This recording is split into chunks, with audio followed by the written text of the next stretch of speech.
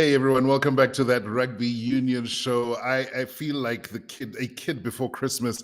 'Twas the night before Christmas because the Barbers are in town. The international season is about to kick off, and this is probably the most excited I get over the course of the year, just before the international season.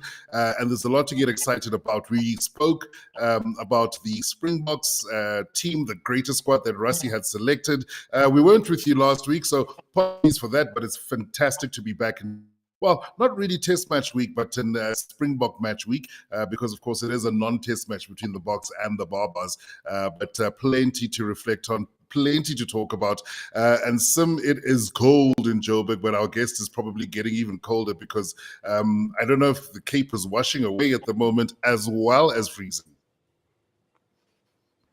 Yeah, look, it's one of those things we have to just do the right thing by the cold and whatnot. But listen, though, if there's one thing that's going to warm all of us, it has to be the rugby itself. When you look at, I mean, you've mentioned the Barbers and the Boks already. You think British and Irish Lions finally get to play in Australia. I know they've played Argentina already. This week the tour proper starts. And then, to move it on to other games that may be taking place. The SA under-20s are actually playing on Sunday. They're playing against Australia. They're opening their World Championship campaign. So it's a proper rugby week. One of those weeks where, you're so spoiled for choice. And of course, with our guest in mind, this is also the week in which it has been 30 years since that 1995 Rugby World Cup win, that maiden win, which now stands, at 4, which is incredible for a team which has only been involved in World Cup rugby for 30 years. It's absolutely insane as records go, but listen, I'll let him talk about that. But obviously, from the rugby perspective, it's insane what's happening this week. It's finally starting. You know what I mean? That's what it feels like. Yeah, no, I get goosebumps thinking about it, and maybe it's not normal, but it's too late for me. But yeah, you mentioned our guest. Very excited to have him on. You're not supposed to have favorites on, but he's definitely one of my favorite people, one of the best tourists I've ever traveled with. And I can't believe it's been 30 years, Kobus Wiese. You look young, and I think it's your latest haircut, probably keeping you young. But what an emotional week. I've seen so many posts on social media, guys getting together in Johannesburg, just reminiscing, remembering, coming together. A couple of Warriors lost along the way as well, since that 95 World Cup win. But what a week it's been. It was so good to see the faces back together again in one spot. Yeah, guys, great to chat to you. Thanks, Xola, and Simi, good to see you as well. Yeah, it's always nice. It's always, going down memory lane, and especially if memory lane has got good vibes and good people involved and good moments and occasions, then it's so much more popular to visit memory lane. But yeah, very blessed. I still see myself as extremely blessed, and I know the rest of the squad, and seeing the guys over 2 days again with our families we're back at the old and my favorite stomping ground, Ellis Park, with some brilliant memories and then getting together and also doing some good. I mean, there was a youngster also that benefited from this, who's desperately in need of finance. The youngster was born with lots of medical issues, and then a lot of the funds raised on the last 2 days will go to him and his family also. So yeah, doing a bit of good and be privileged to be part of that. And thinking back, also it was great to see some of the old enemy there. Zinni was with us, then Mertz was with us, and it was really good fun. Yeah, I saw Zinzenbroek and Andrew Mertens as well. That was fantastic, and I think it goes to show just how close those bonds become. After the battle is done, it's absolutely fantastic to see. And these guys are also like you, not aging. And I took a dig at your hair because I remember we were on tour once. I think we were in Perth, and you went into a Turkish barber, and Kobus sat down some on the barber chair, and I just remember seeing flames. There was this guy had like 2 sticks with I don't know, he lit them or something and woof into the ear and up the nostril and all that. You've seen some stuff trying to maintain that look, Kobus.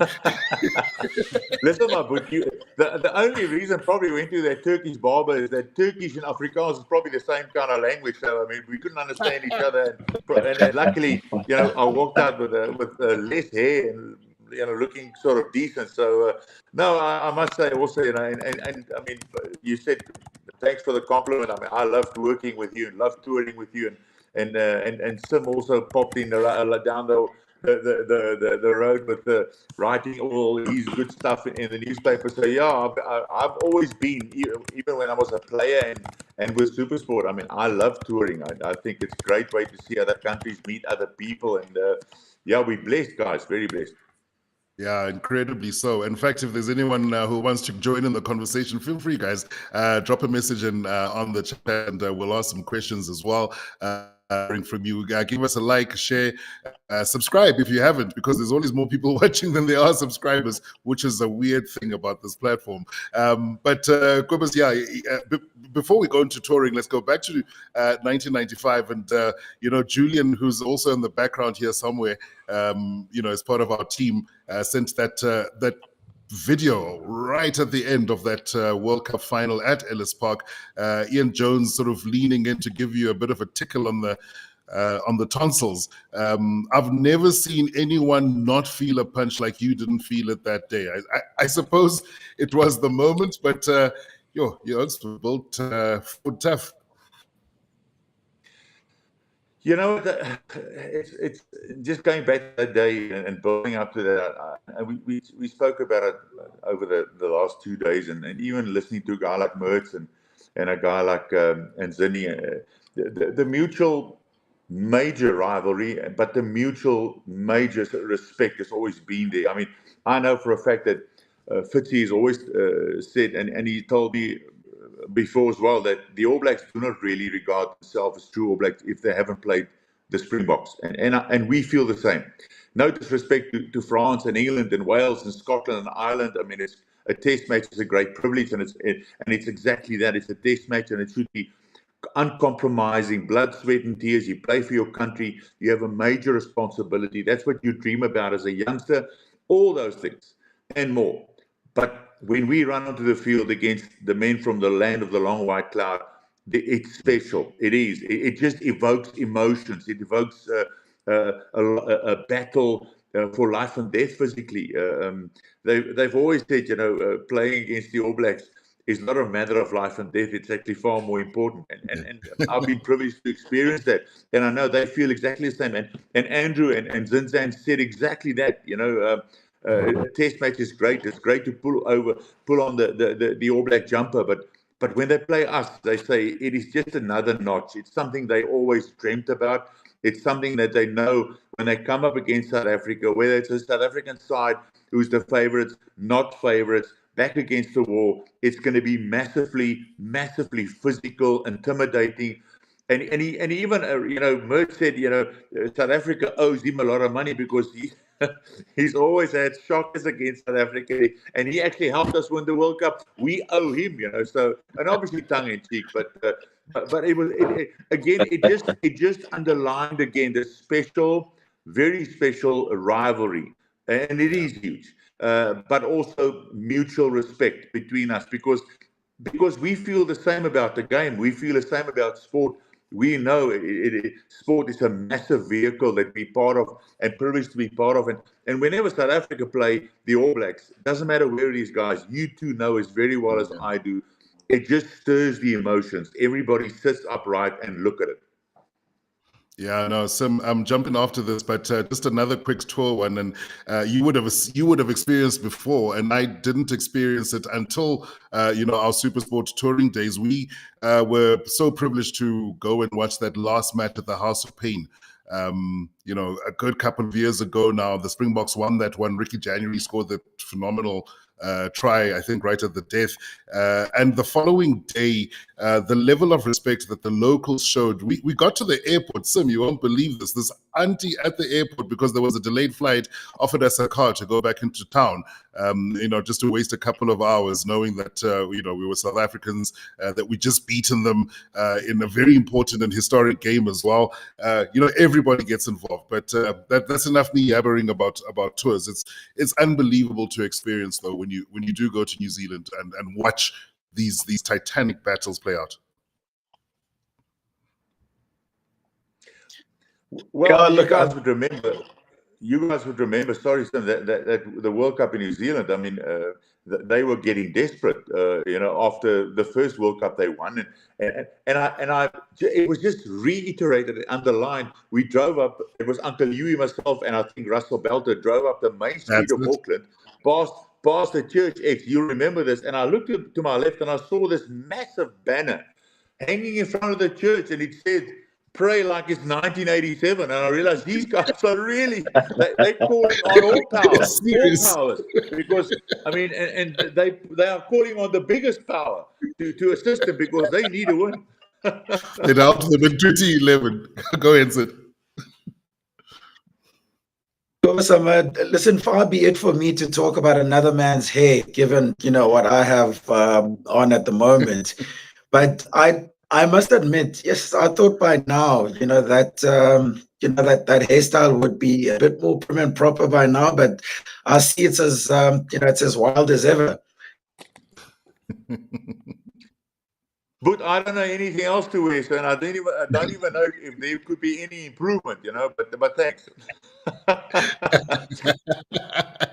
Nah, you don't need improvement, and it's fantastic to have you joining us from the Cape, because I know you're there with your family. It's a move you made a good couple of years ago now. How important is that kind of support? Because I know rugby players don't necessarily talk about home life, but Belinda's been there, thick and thin, rough times, tours, home, away, business. How far does that go? Because I look at these young professional guys and I know they want to really make a go of it. But, it's not a single man sport, really. You need a support structure. Yeah, absolutely. I think you're 100% right. I mean, besides, having Belinda as my wife, she's also my business partner. And if it wasn't for her, it would have been very different. She's very driven. I trust her with my life. She does such unbelievable work in our brands, and then with the kids as well. I've always said, and make no bones about it, although I brag, and I said it again the last 2 days to the other guys. I mean, the tight five, we always get the most beautiful girls and wives, and we're proud of that. But I really mean that. She's been incredible backbone, and the times that I'm on the road or running around, she's holding the fort. And also the kids, thank God they look and like their mother, and they have their mother's brains. That's a big help. Yeah, no. I always, I think, was underestimating the importance of that, and I think you're one of the people who brought it to the fore for me. That you can't really necessarily do this alone. Before we move on from 95, and I don't want to just leave it at the World Cup final, that was a phenomenal tournament. I think, yes, there's the expectation that you're going to do well, go far, you're at home. South Africa just back into the international fold, not really knowing what to expect at the World Cup. And, Kitch Christie, his role, getting you guys prepared. Madiba, this story's been immortalized now. Does it feel a little bit like a movie when you look back, or do you actually remember everything, the hard yards that you guys were put through? There was so much that had to happen in the lead up to that, being the fittest team, the low road, high road, like I say, all of these things a lot of rugby fans have heard of, speak of. It's almost sort of second nature to us to talk about these things. For you guys, when you're sitting in that room at Ellis Park just the other day, do these things even matter, or is there something more that you remember when you look back? Well, to try and sum this up very short, I mean, Kit said from day one, and God bless his soul, he said, guys, most of the teams coming to a World Cup, they have the talent, they have the coaching staff.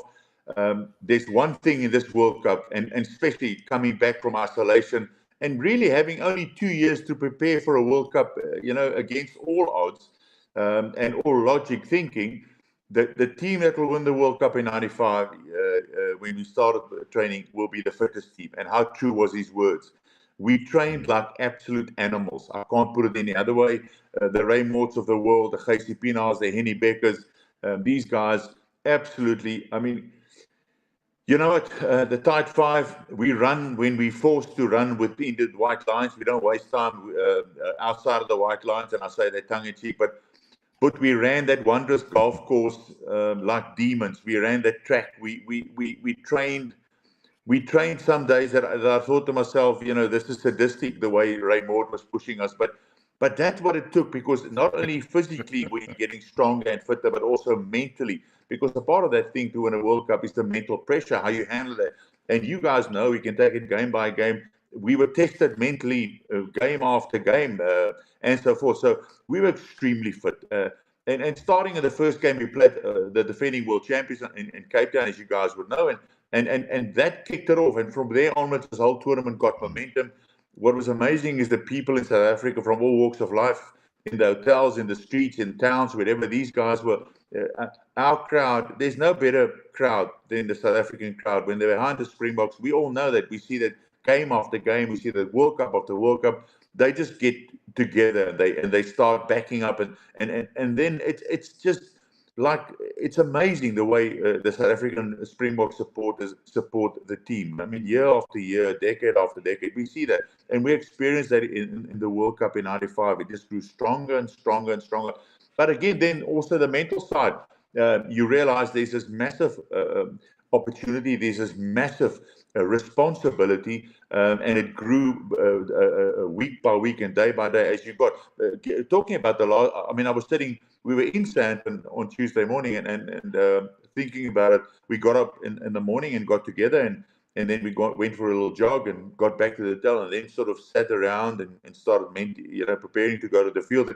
And you get together for your team talk, which is a team talk in a World Cup final, which is the ultimate for any rugby player. It is the ultimate to have it in your own home country and to play at, in my opinion, the best rugby stadium in the world when it's full, the most intimidating. The All Blacks will tell you that is Ellis Park. There's no doubt about it. And this is what you've been dreaming, working for, bleeding for, crying, sacrificing for, is this ultimate. And then to play against the All Blacks. I mean, it is a dream final. But then your mind starts playing tricks. And you think to yourself, have we done enough? Are we good enough? Must we do something different? What do? We are the underdogs. We play the favorites, the All Blacks. But Kitch got up and he said the simple following thing. And he said, you expect him to make this speech that will go down in books and is the best speech that you've ever heard in your life. But it wasn't. It was just plain and simple. He says, boys, you are prepared well enough. You are good enough. Just go out there and enjoy it and make sure that you give your best. That's it. And it was true. There was nothing more could be said, because he knew it was up to us now. The tables were set. The crowd were there. The people was behind us. We're playing at home. We're playing in the final. We played for the ultimate prize, what we've been waiting for so many years.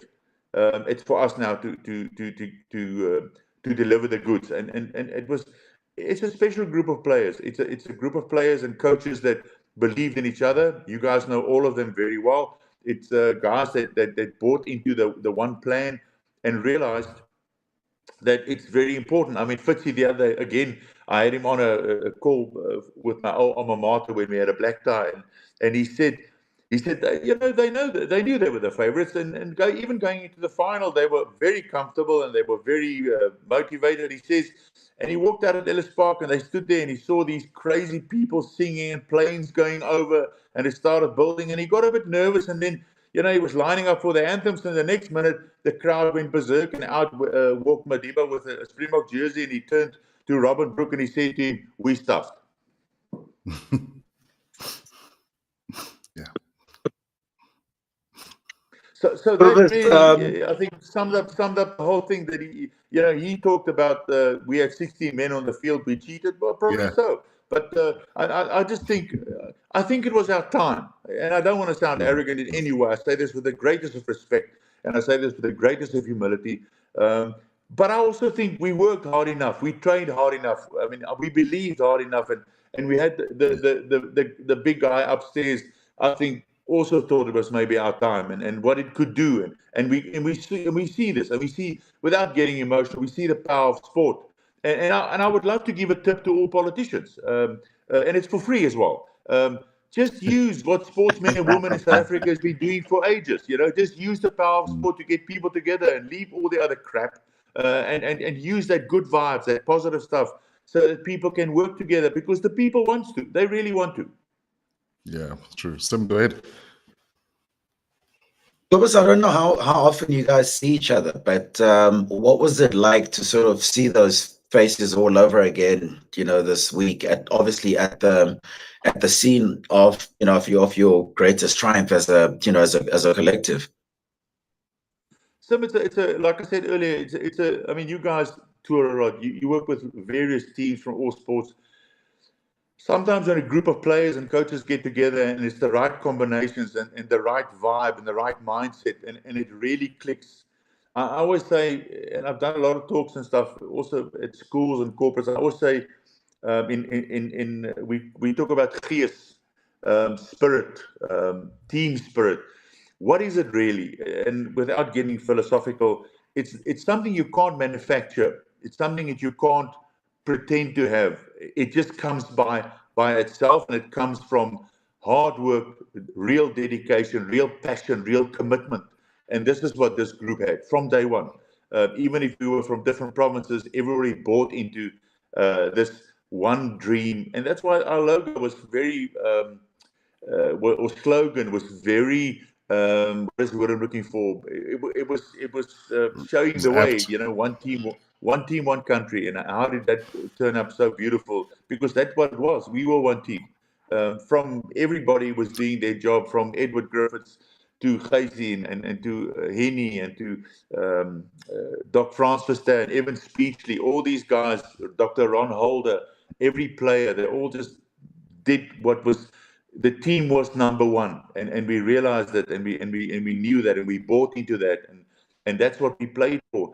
You could see that. I mean, Juba, was talking at the function and said, that he felt with a broken hand. Even he played 2 games with a broken hand. Bali Swart went into the front with torn card tips between his ribs.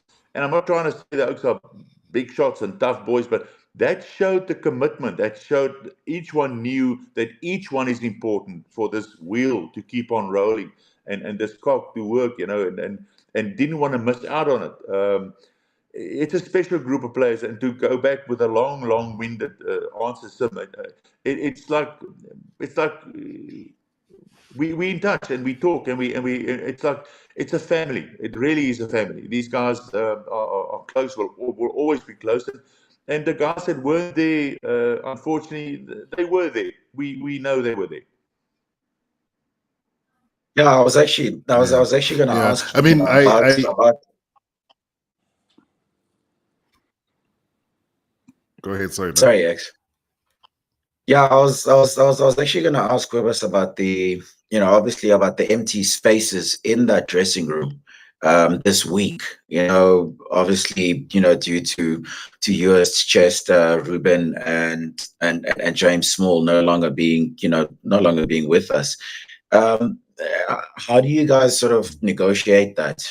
Just sort of giving them their place in the team, even though they're not there anymore. Each of those guys, unfortunately, aren't with us anymore. But we know each guy what role they played and how important they were to the side, and each one of them in their own way were really contributing massively to the side. There's no doubt about it. A guy made a comment. He said, when we had the haka going and Jonah stepped forward and he was really stoked up and why did I step forward? It was never planned in any way. What we did speak about, I mean, is the fact since the youngster. I mean, I was listening to the All Blacks playing South Africa on the radio. I grew up in Namibia, so we never got a television, only later in years, so we listened to the radio. And I was always intrigued by the haka.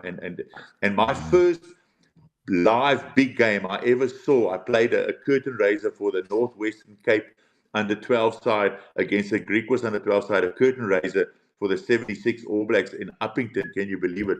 And even there, I sat and I watched the haka, and I watched the great All Blacks like Sid Going, Grant Batty, Brian Williams, Brian Lahore. These guys, Billy Bush, were playing.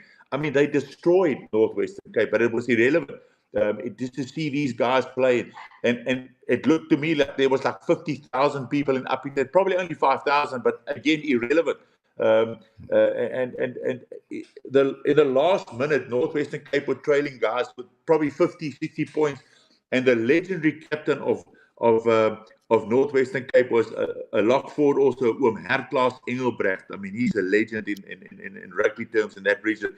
He was the captain and also kicked for poles, and he walked in the final minute. They got a penalty in the halfway line. He walked forward with the ball. He said to the ref, "I'm going for post." I mean, silence fell over the crowd like he was kicking for the winning points. And he landed that kick, was right through the sticks. They carried him off shoulder height. I mean, I thought to myself, this is ridiculous. It's crazy. And I went home and I said to my mom, this is the game I have to play, because if you lose that far and you get carried off by your, on shoulders, what the hell happens when you win the game? So that was my big introduction to the All Blacks, and also to a big live rugby game. And that's what makes the sport so incredible, that I thought, look, if I ever get the opportunity one day, I have to play against these guys. I really want to play against these guys. Well, just looking at the impact of that World Cup win. Obviously, it was it was our maiden World Cup, first time we'd ever participated in one. And we did the unthinkable. We went and won it. And 30 years later, the Boks have won 4 World Cups, which is insane. The most by anyone in the history of the competition. When you look back at the impact I'm gonna sort of use the Proteas as an example. When they first went into World Cups, they didn't immediately win. And we've all seen with the World Test Championship how long it can take to be able to get over the line with things like that. So my question is, when you look back now, what do you think of the impact that win had, particularly when you also look at, say, maybe even Rassie's Boks now, just how transformed they are? Just talk us through the impact you think that win in '95 has had on South African rugby.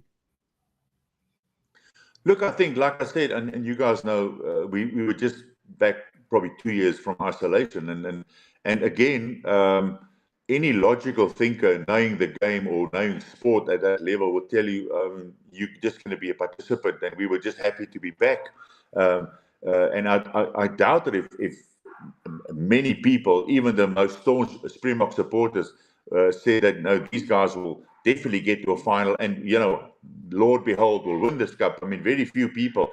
And I'm not, and please believe me when I tell you this. That's not what we saw. The way we trained, the way we committed, the plans we had, we were not planning to participate only.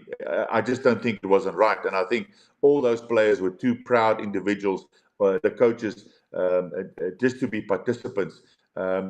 And since and we realized that, and we understood we were on the right track with our thinking, because just before the first game against the defending champions, we were training at Silver Mine in Cape Town, military base under huge security. And we had a scrumming session, and the next minute there were 3 gunships that was hovering about, and they landed, and we were not sure what this was. And out jumped the president with about 10 bodyguards, and they started walking towards us. And this was not planned, not even Mornay, Kitch, nobody knew about this. And as they arrived, Madiba said, "I'm very sorry to interrupt." He spoke to Mornay and said, "But I just felt I had to come and say hello and wish the boys luck. Is there a problem with this?" And Mornay said, "No, not at all." So we took a bit of a break and went to the clubhouse and had tea and sandwiches, and for an hour had a great chat. And it was quite impressive how interested he was in wanting to know more about the game, wanting to know more about the World Cup, and what do we think our chances are, and how well are we prepared? Do we realize how big this is? I mean, what a question. Do we know how big this is? And we say, oh, we know we do. And he says, no, but do you know how big this is? And it became apparent that he wanted to stress a point and how and what this could mean for the nation. And he wants to assure us that the whole nation is really behind us and so on and so on.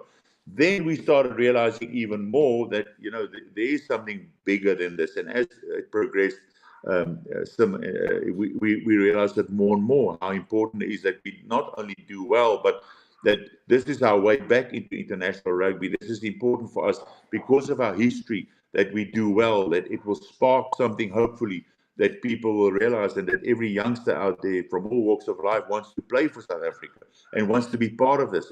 Let alone know, as this grew, so did the pressure. But I think we also loved it. We knew that this was an opportunity and a privilege, really a privilege to be part of this.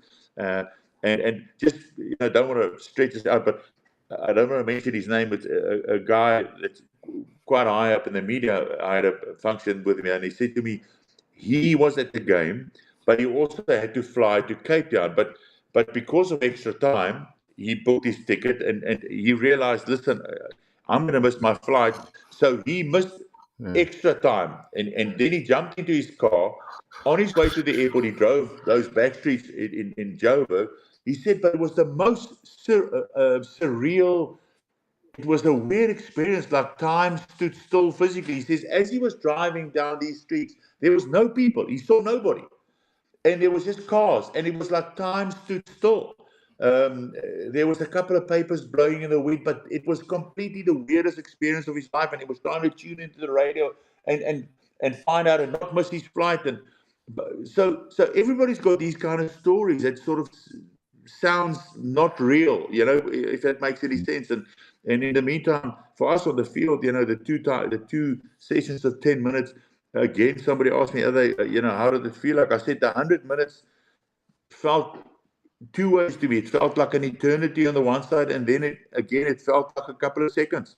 But I suppose that's what it is. That's what a final is, and that's why when it's so closely contested. And in the end, when that final whistle went, it was like Table Mountain was just taken off your shoulders. You could breathe for the first time in months. But then also massive relief and unbelievable gratitude also forms part of it. Yeah, no, that's unbelievable. It's like one of those moments that I think everybody remembers. You remember where you were. You remember what you were doing, who you were with. You remember the moment. I remember the minutes, the hours that followed. And I think it's the same for any rugby fan. And I love what you're asking about setting the standard, because that's what happened in 95. All of a sudden, the Springboks are world beaters. All of a sudden, the pressure is on the ones that follow. And I suppose, Kobus, just to add on to or tag on to what Sim is saying, that's why the dark times felt even darker after that. And we've been through some dark times. I mean, was it the 53-3 at Twickenham? There was the 57-0. There were moments where, I, as a Springbok fan, thought, oh my goodness, the sky has fallen on my head. But it's as a result or a direct result of the function of winning so early on. Pressure was on, and the pressure was on for every coach that followed Kitch Christie and for every Springbok pack that ran out onto the field. In retrospect, a good thing. Yeah, I think it's, again, somebody asked me in the interview the other day, how do you compare? I'm one of those conservative guys saying it's like when they pick a player or a cricketer or rugby player or a soccer player of the past 100 years, or even 10 years, I think it's so unrealistic and unfair. And it's I don't know how you can do it, because it's all different eras, different environments, different teams you play, different conditions, different coaches.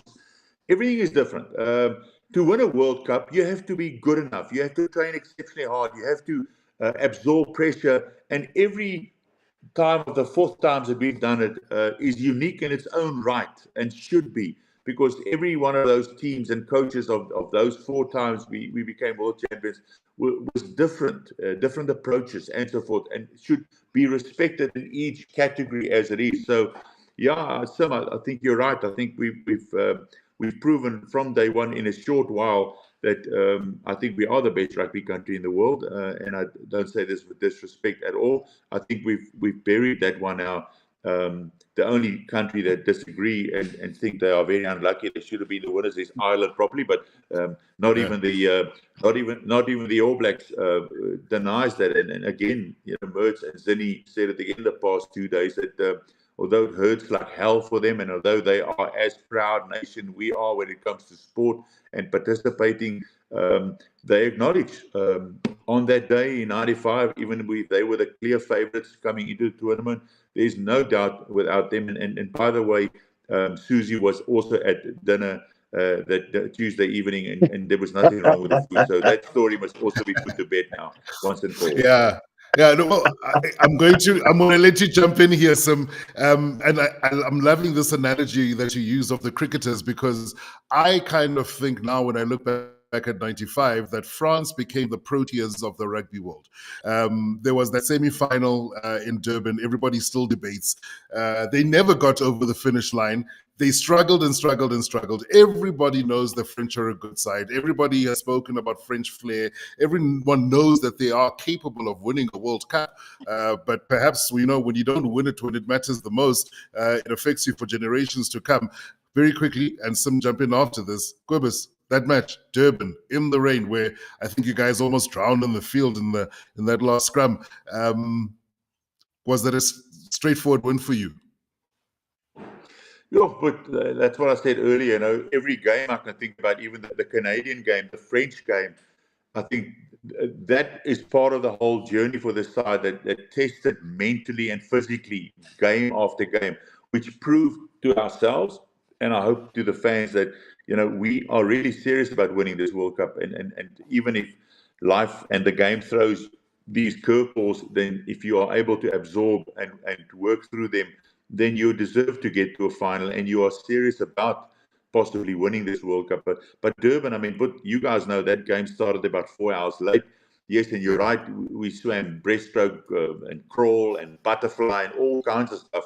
It was just ridiculous on the day. And then again, like I said, Bali played with an injury. Andre played with a broken bone in his hand. And it just showed the commitment again of the side and how we wanted to get through. And yes, you're right. I've got great respect for French rugby. I think they've always been a hugely competitive side with flair and all these things. And in every World Cup, they've got great track record. Make no mistake about it.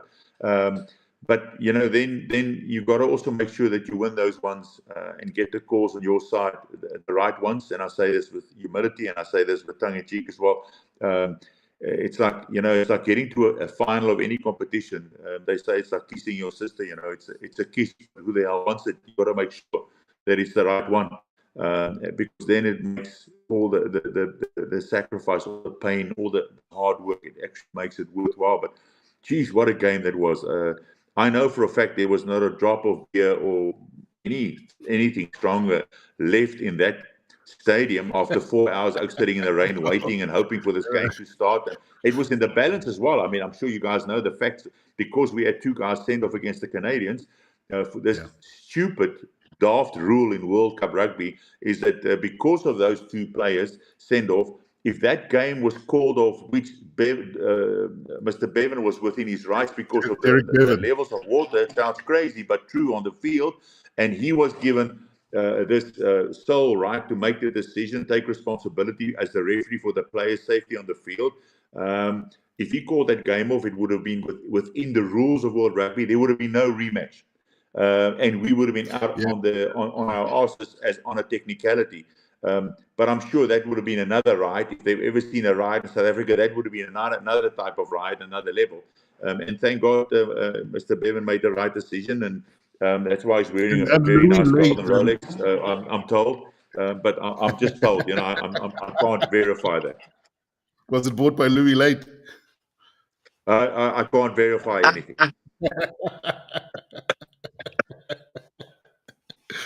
Go ahead, Sim. Kobus, now that you mentioned the Battle of Boet Erasmus, it must have been satisfying to win the fight as well, eh? But it's always satisfying. You must make sure if you bleed that you bleed on the right side of the track as well, and that you at least come out as the winner, sir. Yeah, that was quite a And of course, crazy listen, match. actually, I probably should tell a Kobus true story now. And you know, about 2006, we go to Brisbane. The Boks, Jake White is the coach. But I've written a column which is very unflattering about Jake and his assistants. If you remember right, it's the week we would go on to lose 49-0 to the Aussies. So I get there a bit later than the team, and everyone is properly pissed off with me. And I'm walking around, Gert Smalt is threatening to basically beat me up. Alistair Couture tells me he doesn't want to talk to me ever again.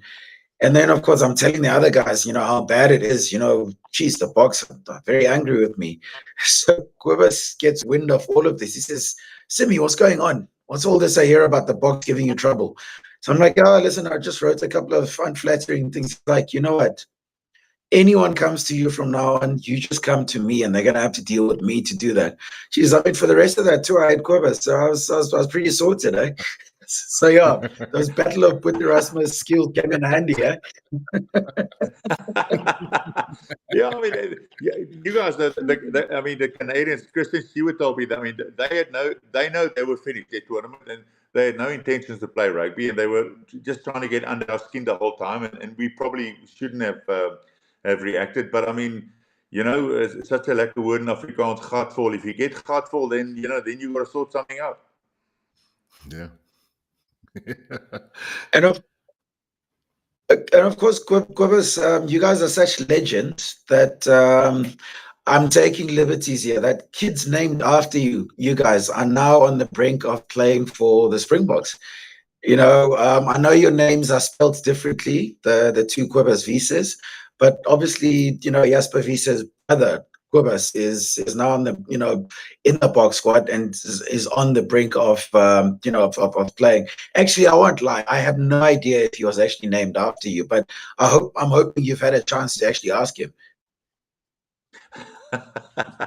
Look, I think well deserved. I like him. I think he's a good ball carrier. He physically fronts up. I mean, we know Jasper can do that. That's not even debatable. But I think he's good. I'm happy that he's in the squad. I think he deserves it. He's come through. He's that kind of number 4 lock that really gets the machines going and the engine room going. I think he'll be around for a while. Still to come. So I think he's a good addition to the squad.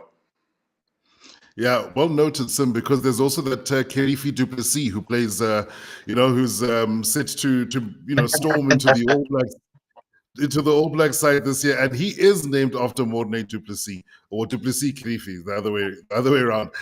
So yeah, quite right. 30 years later, you guys are right. I mean, his dad actually, did name him after Morne du Plessis because he was a big fan as a Kiwi, and that's true. I mean, that's fact. Yeah, no, that's fascinating. Guys, we've spoken for 40 minutes, and I was supposed to be talking about the Barbarians, but I was reminded the moment we started chatting, Kobus, that, we're not going into a test week per se, but what is interesting is what the future looks like. Rassie's got a very big squad to choose from. He's not whittled down, and I understand why. Barbarians, you want to give a couple of French guys the opportunity to have a go. The one thing that's fascinated me, Kobe, when I look at this current Bok team is he doesn't seem to be doing that thing that coaches tend to do. The moment a guy turns 30, you start throwing him to the side. I love the fact that there are a couple of 30-plus-year-olds even coming into the setup. I look at Marnus Needling for Shea, I beg your pardon. This guy is not the typical age of somebody who's starting out on the box side. We know what he did with guys like Dwayne Vermeulen in the last World Cup as well with Dion Fourie. There's something here maybe that I don't know. Maybe I'm making too much of it, but Is it a good thing? It looks like it's, Rassie doesn't certainly march to anybody else's drumbeat. But I love the fact that there are a couple of older players, even waiting in the wings. It seems to be working for the Springboks. And if it works, you've got a couple of 34, 35-year-olds in that side, but they are performing. They're doing what needs to be done. Yeah, I think it's a obviously the Barbarian games. You guys know it's a different mindset. Although, make no mistake, I mean, even with a different mindset and true to the traditional Barber rugby, I mean, people go to watch these games because they want to see tries, and rightfully so. It's the traditional Barbarian rugby around the world is to display running rugby, beautiful rugby, and rightfully so. But they're also going to play to win. Make no mistake. As you mentioned, the combination, trying out some new combinations, and there's no doubt that's why a guy like Feinberg Komazulu is at number 10, because we know what he can do with magic with the ball. He's got great potential, and he's going to run every opportunity. There's no doubt about it.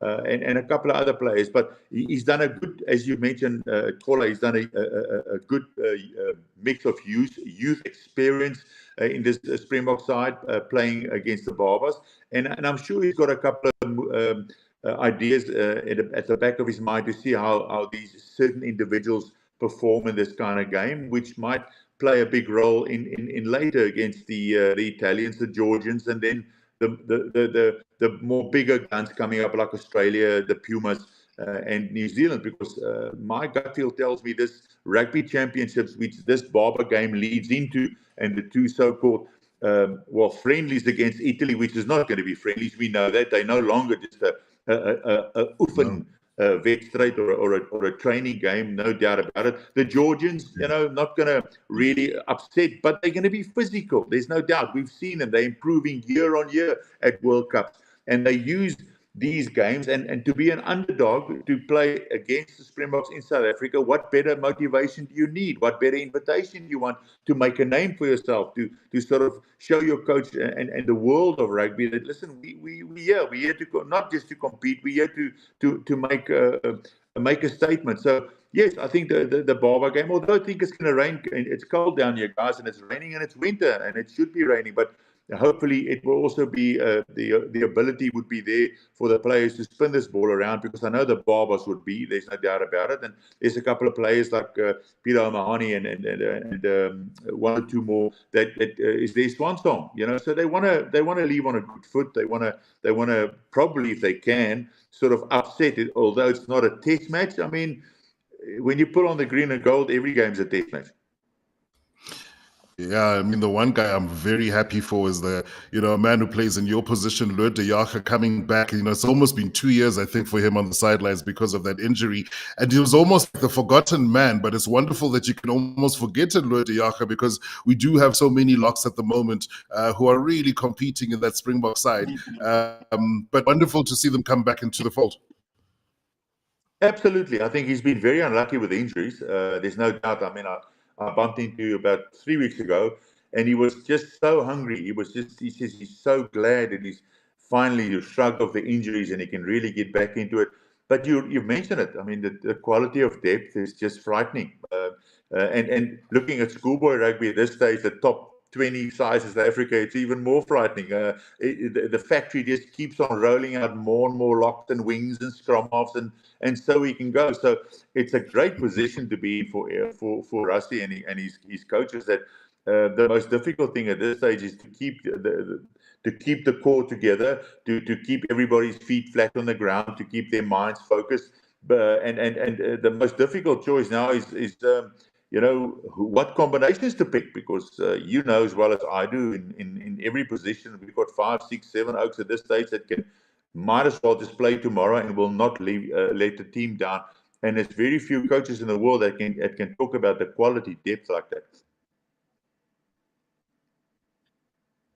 Yes, I know you're talking depth. I'm actually going to ask you an almost counterintuitive question by saying, when you look at the Boks squad, with the next World Cup in mind, where do you sit and think these are positions where we might have potential sort of depth issues? Because I mean, if anything's happened over the last, if anything's happened over the last couple of years, it's just that depth that you've been talking about. But for you, obviously, with your keen eye as an ex-player, and obviously as someone who commentates, on the sport, where do you think are places we might need to sort of plug going forward? Well, I was just looking there at Sasha's name at number 10. He's equally good at centre, equally good at fullback. Fussy, I've always been a Fussy fan. I think he's the kind of fullback that any type 5 forward likes, because he runs with the ball. He doesn't kick the hard earned ball away. So we love fullbacks like that. And so Sasha at number 10, it's just their natural ability. It's just it's in their guts that they rather with the ball and try and create play than kick a ball away. So I like these two players. Fussy is a great 15 now, and he's been tried on the wing. I think his best position is 15. Willie is really still playing a decent rugby, but we know Willie probably end off this season, for the Boks. But who's the next guy? Apelile is there. We know Damien Willems has been tried at fullback. He's good at 10, but they've been shifted around with Pollard and Sasha being, and I'm not even talking Mani. I would say probably some number 10. We don't have the same quality depth and variety of depth as we would have at scrum half, at lock, at the centre, at wing.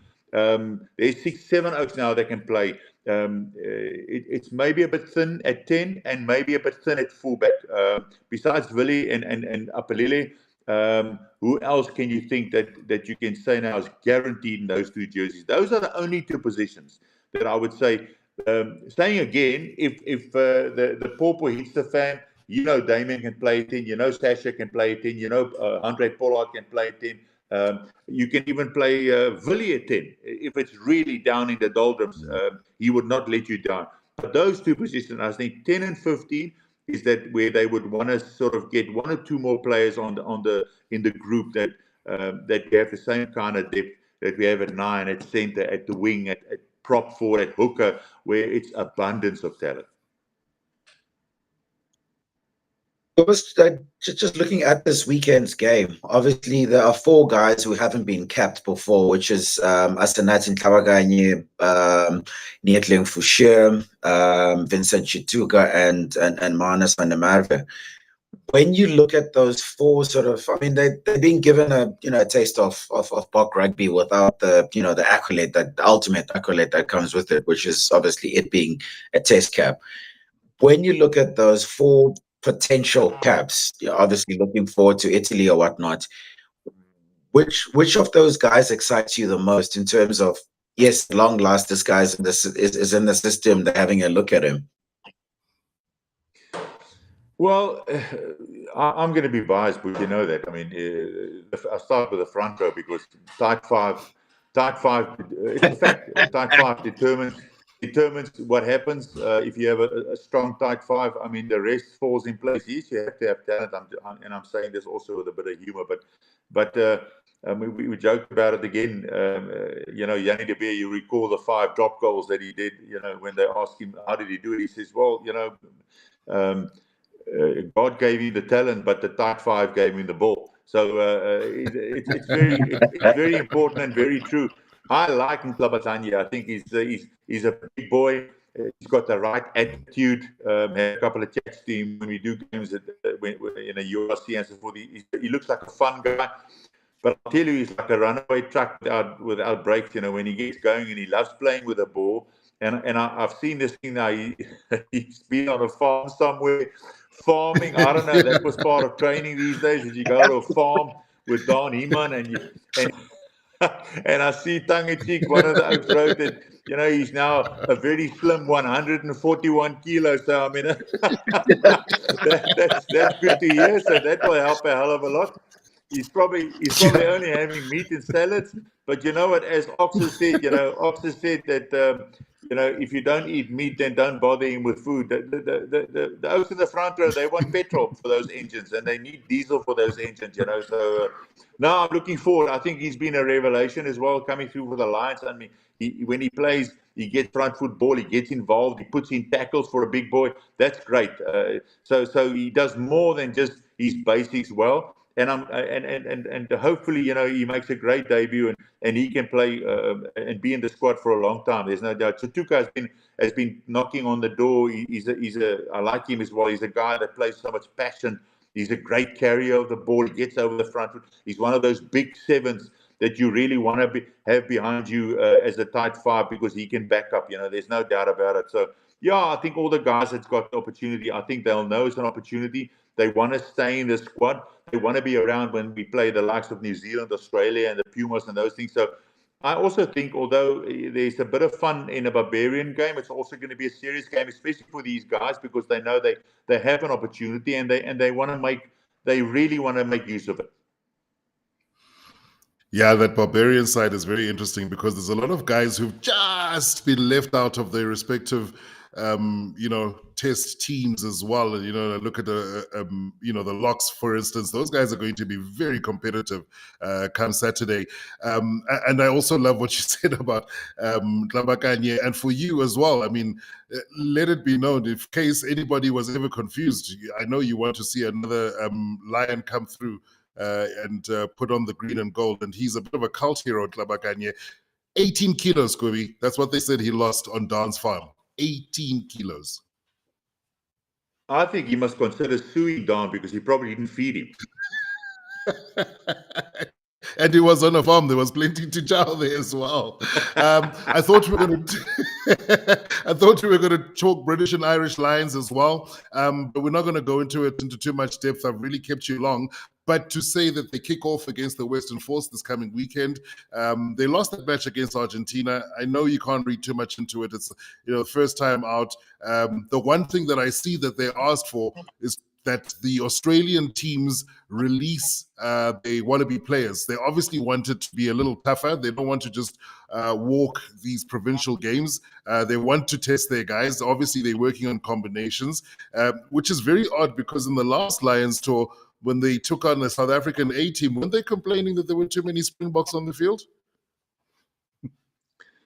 Yeah, I think the pressure's on the Lions. I think they've lost against the Pumas. But saying that, again, guys, the Pumas is a force. Make no mistake. They're playing great rugby. The Pumas have come a long way. As we said earlier about the French in World Cup, so does the Pumas have a good track record in World Cups. Just think about it. These guys are playing a combination, and I think the Pumas are in the same boat as the French, and what Fabien Galtier did with the French, I think the Pumas have been doing the same thing. They've built a pack of forwards that physically can front up with us and the All Blacks, but they also have the skills at the back where they play with a sort of French flair, if I may use that. I mean, for good reason, they call the Argentinians, the French of South America, because they've got that same mentality, that emotional approach, and they play their rugby. They love their rugby, make no mistake. And one thing makes a lot of sense. I mean, the only place outside of South Africa in the world where you can eat decent steak, as both of you know, is in Argentina. So they think like us. They feed themselves like us, and they love the game of rugby. They are crazy about it, and they are really, guys, they're not competitors. They are serious contenders. Yeah. I probably moved on to the British and Irish Lions too early. Some jump in after this, but there was a question that we got from one of our viewers asking, is the cover at 13 good enough, of a good enough standard? And Kobus, you mentioned fullback, you mentioned 10. This is now back to the Springboks. I suppose with a Lupano arm out injured, maybe things are a little thin. But I also know that, I don't think that for Rassie it matters too much what the jersey number is, whether it's 12, 13. Those guys are very interchangeable these days. Your take on 13?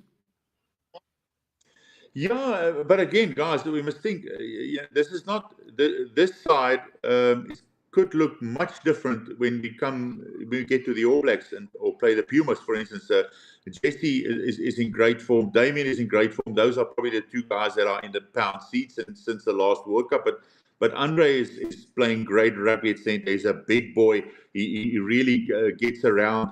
And then, I'm not even talking where will Rassie be using Damien? Would it be 15? Would it be at centre? Would it be at fly-half? I mean, like you said, he's in a great pound seat where he can really move players around with great success. And one thing about a squad like this is the internal competition is very healthy and it's very much needed because it keeps players on their toes. And everybody knows when I get the nod, I must make sure that I stay in the side because the next oak is waiting. He's just waiting to move into that position, which is a very healthy position to be in. And it keeps players on their toes. You don't have to motivate a side. They know we all have to be at our very best every time we get an opportunity.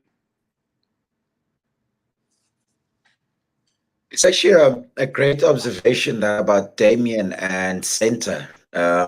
I know a lot of people, would expect him to slot in at 12 because that's where he tends to play when he does play for, that's where he plays when he does play for the Stormers at 12. But actually, with regards to that 13 question in terms of the cover, what cover we have or don't have, I happen to know that privately, Damien finds 13 a very challenging position. When I say challenging, not challenging as in I don't want to play it.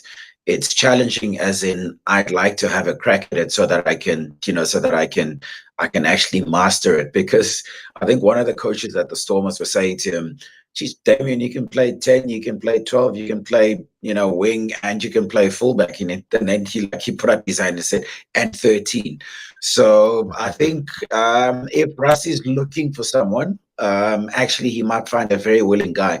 And also the other thing we forget, when you talk about Andre Esterhuizen, remember who his center partner was in that warm-up against the All Blacks, where the All Blacks were put away at Twickenham just before the World Cup. It was Keenan Moody, a guy I think they've kind of like, they've earmarked for that position. It's quite an interesting one with him, because when you look at him, you kind of think, if he does end up playing at 13, it's probably going to be what it would have been like if JP Peterson had ended up playing at 13, because he's got such JP Peterson qualities in how he plays and, and his abilities and that bit of like deceptive speed. But like where he's a bit like is that he's got the rare ability to do the right thing at the right time, which, as you would know, Kobus, is what makes the best test rugby players instead of someone who's got all the tricks. It's all about, can you make the right decision and can you execute at the right time, I guess. You're right, but also when you have this kind of depth and you have this kind of versatility amongst players that they can move, you can move them around. You're so spoiled. Then it really comes down to what combination is going to work best for the team. You have Andre, you have Jesse, you have Damien, you have Damien, you have Keenan Moody that can play all in the centre. So, and all bring their special individual skills. But then it becomes sort of what combination would be complementary to each other and to the team the best amongst those players. So it becomes a bit trickier at a stage. Yeah, and just going to reflect as we wrap things up. Ek voel nogal kak, Kobus. Ek het jou weg van die familie afgevat in die aand. So we're gonna call it. But thanks to all in the game with that comment there, talking about centre, saying Hugh Jones needs minutes off the bench. Pollock starting at 8 is interesting, and I do think, talking about combinations, that the Lions are also going to tweak their combos before the Test match, the first one, a couple of times as well. So it's going to be an interesting one to look out for. In South Africa, we'll be watching it, I think, at midday, but a very big match. And good luck to the Boks as they kick things off. And I hope that it provides answers for Rassie. And he's still going to trim the squad down. It's a massive squad. And I'm sure he doesn't want to necessarily go into rugby camps with so many players in the squad. But he wants to be sure that the backup is there. It's sufficient. efficient, well-drilled, well-oiled. But yeah, Kobe, I'm going to call it there. I won't keep you much longer. Me and Sim will wrap things up. Thanks very much for your family letting us steal you for the evening. It's always a privilege and a pleasure to talk to you, my friend. My buddy, you know, Belinda likes you, so she won't mind at all, I'm sure. There's no doubt about it. But I'll have to send flowers. Thanks for chatting, and Sim, also good to see you guys. Thanks for the opportunity. I'll see you around. Have a great one. Awesome. Thanks, Kobus. Yes. Yeah, Sim, I didn't want to keep him on too long. We're going to wrap things up. We've still got the Sim bin to do because this is not the only rugby that is going to be happening over the next couple of months. There's a lot more domestically as well. I think you mentioned, did you mention Craven Week? You mentioned that in the 20s, but the Youth Weeks are also just around the corner as well. So there's plenty to mull over, to chew on, especially when we consider the future of the game. So with that, we might as well take a look at the Simbin.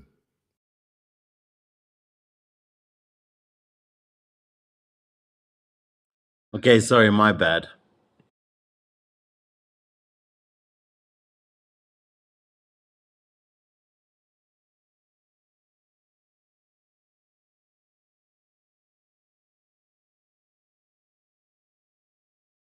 So this week I was at the Bulls' sort of pre-season camp in the Kruger. I mean, I managed to be there for one evening, and the thing that struck me, obviously I asked, well, when is the Currie Cup starting this time, because it hasn't started, at the same time of the year, for the last 3 seasons or whatever it is. You first things first, you cannot have a competition like that. So my great sort of winch or simbin is basically, where is the Currie Cup's, place in our season? So you look at the Currie Cup, and a lot of people are going to say, you know what, the Currie Cup is not as relevant as it used to. It's no longer the big competition. The big competitions are the URC and the Champions Cup or Challenger Cup if you fall out of the Champions Cup. But it's got this reputation as the longest domestic competition in the world, and it's a competition that has sentimental value and still produces incredible players. If you look at last year's Currie Cup, we now have a guy like Lorenzo Julius, who basically made his name in last season's Currie Cup. And I could list a whole host of other young players who did that and broke into the URC squads. So my thing is, it's got this interim spot, but it needs to be found a proper spot. Last year, it nearly didn't happen, simply because there was that whole sort of kerfuffle about resting players, where my players were rightly saying, look, we can't have a situation where the players are not afforded rest, especially when there had been an agreement. I think it was 6 to 8 weeks sort of complete rest or whatever it was.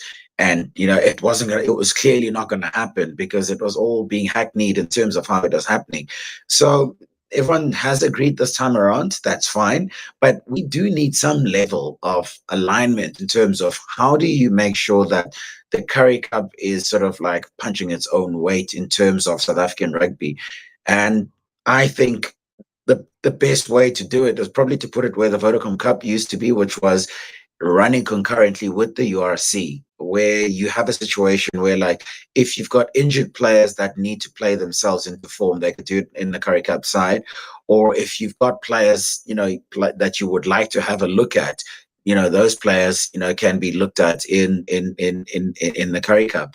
But someone commercial is going to tell you that the issue with that is the fact that the Currie Cup actually has people that want to sponsor it, but they want to sponsor it at a time where it's not overshadowed by the URC. And we all know that if the URC is on, the Champions Cup is on, and the Challengers Cup. So you don't want the situation where the Currie Cup, someone is paying, I don't know if you want to call it top dollar for the Currie Cup, and now it's getting drowned by all, these 3 competitions.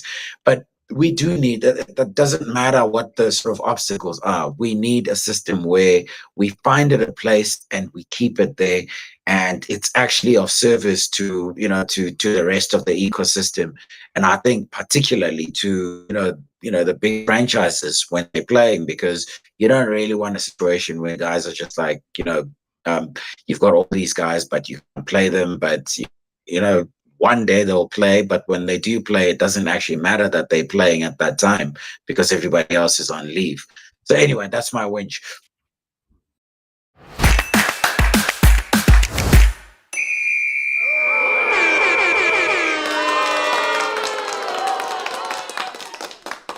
Well, thanks very much for that. That is food for thought. It's not really a whinge. We had the Cheetahs on a couple of weeks ago, and we know how important it's going to be for them. We haven't yet spoken to Jimmy Stonehouse, and maybe that's a conversation we should have with the Pumas, because it means so much to these guys who sit around for 7 months of the year looking for a competition to play. And then I'm not picking on the Kiwis when I say this, but how often have we not seen an injured All Black come back via a Ranfurly Shield match, or even maybe serve the odd suspension by playing a club game, because the competitions do run currently. So food for thought. Thanks for that, Sim.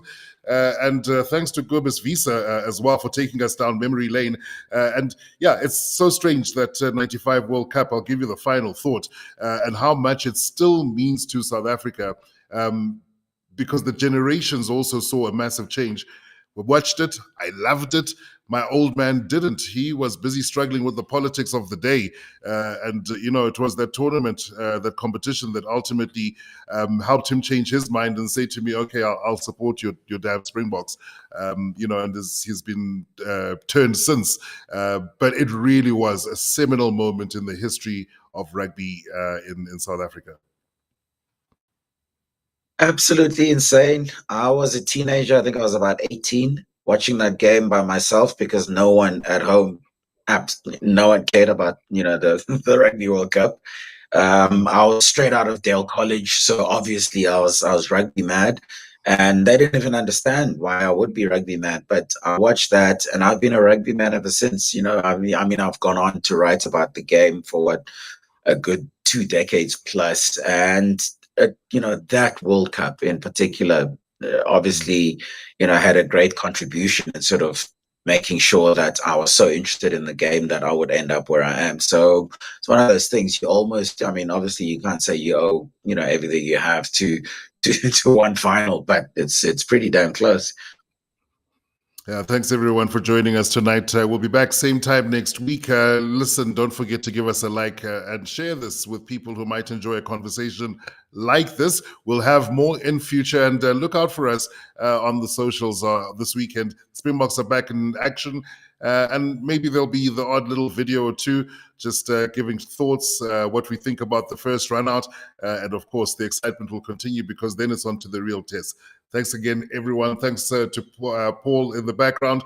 We don't hate you, Paul, for that little kerfuffle a little earlier. We still like you, even though you're Welsh. Cheers, everyone.